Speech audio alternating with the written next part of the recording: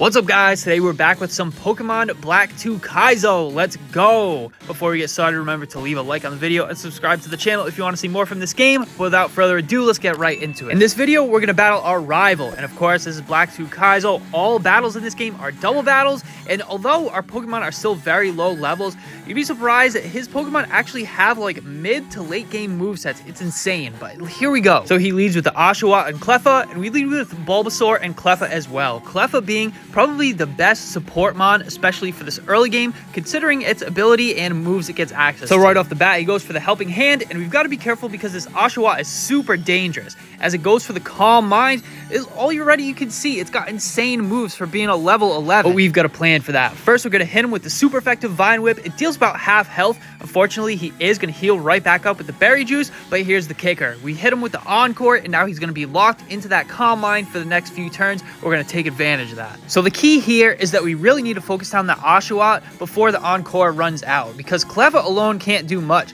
As you can see, he's going to just spam Helping Hand, which is going to be useless because Oshawott is going to keep going for Calm Mind. Helping Hand's not going to do anything with Calm Mind. Oshawott goes up to +2, Special Attack and Spadef now. We hit him with the Vine Whip again. This time he has no more Berry Juice to restore his health, and we follow up with the Pound for some extra chip damage. So here we're going to try to finish off the Oshawott. He's already at +2 Calm Minds. He has an Ice-type move, which is super dangerous for Bulbasaur, so we've got to get that Oshawott out of the picture as soon as we can. But it looks like the AI smartens up and goes for the Follow Me, one of the best supporting moves in the entire game. Oshawott's able to boost a third time with the Calm Mind, and it looks like he's going to be able to avoid our Vine Whip. Cleffa's going to take the damage instead, follow up with the Pound, and again, Cleffa takes more damage instead of Oshawott. And this could be really bad. Oshawott's at +3 now.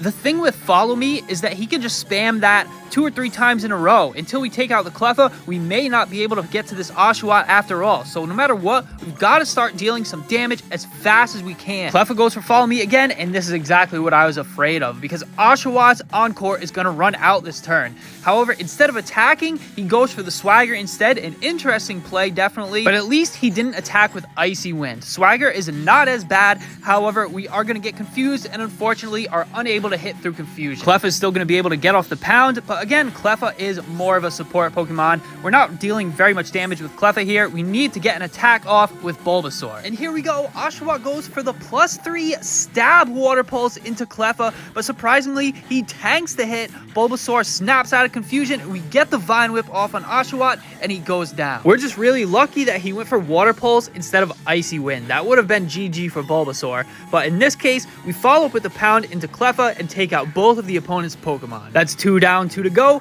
as our rival sends out Ekans and Dino, the first stage of the pseudo-legendary Hydreigon. Definitely a scary foe to face this early in the game. We're going to get intimidated by Ekans, unfortunately for us, because both Bulbasaur and Cleffa are physical attackers, so we're going to struggle to deal damage here. On top of that, this is not a good type matchup for us. We're not going to be able to deal much here. I didn't want to switch out to lose momentum, but we're going to do everything we can here to set up our next Pokemon that are going to come in for success. Now, it looks like Ekans is the fastest Pokemon on the field. He goes for the Poison Fang, and Cleffa unfortunately goes down. We are now going to lose that Friend Guard ability on Bulbasaur. We're going to be taking more damage now, but we are able to get off the Leech Seed at least. Dino goes for the Dragon Tail. It deals big damage, but Bulbasaur hangs on. Unfortunately, gets switched out, however, into Torchic. And this is not much better. At least Torchic is at full HP. We're still going to reap the benefits of the Leech Seed. We have a better type matchup against Ekans, but the opponent has a Dino, and any Dragon types this early in the game are going to be pretty hard to deal with. We don't really have anything that makes for a great type matchup,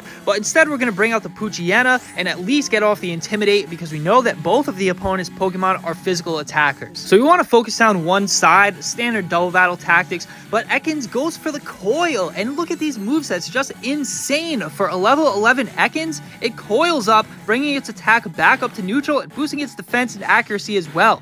We hit him with the Ember and the Bite, but despite attacking twice, it's not enough to take him out. He heals up a bit from the Oran Berry. Dino goes for the Bite, but misses, and that 100% accuracy move miss tells us that Dino is packing the Hustle ability. And this explains why Dino is hitting so hard, but we've got a useful ability of our own as we get the Speed Boost on Torchic. Such a great ability, and now thanks to that Speed Boost, Torchic is the fastest Pokemon on the field. We go for the Ember and land the huge lucky crit, but it's not quite enough to take him out. Ekans survives on a Sliver, retaliates with the Bulldoze. It doesn't deal deal very much damage, but lowers everyone's speed in the process. But it equals out because Bulldoze hit everyone, so Torchic will still be faster. Dino goes for the workup, another dangerous setup move. And man, these movesets on these Pokemon this early in the game are definitely scary. We get the bite off on Ekans, and we've got it down to the 2v1 just where we want. Leech Seed procs at the end of every turn, slowly withering away at the Dino's health and restoring some health on Torchic as well. This is going to be a good late game strat as well, setting up Speed Boost Torch or Speed Boost Blaziken with a Leech Seed, and once we get something like Bulk Up, this will be a great combination. But Bulbasaur coming in clutch for us from the grave. I knew that we were going to have to get off that Leech Seed before Bulbasaur went down because neither of our Pokemon are able to deal very much damage to Dino, resisting both of our typings here. So we take this turn just to hinder that Dino as much as possible, hitting him with the Growl and Sand Attack respectively. He fires back with a huge bite, but Torchic is able to hang on, and again at the end of the turn we are getting that residual damage from the Leech Seed. But now it's time to do some damage and end this battle. We go for the Ember. It's not very effective, but it's all we got. We don't get the burn, unfortunately. Poochyena goes for the tackle. It deals neutral damage, and the Dino finally falls. GG rival. And that's it for this one, guys. I hope you all enjoyed the video. Stay tuned for next time where we battle the first gym leader. And as always, thanks so much for watching, and see you next time.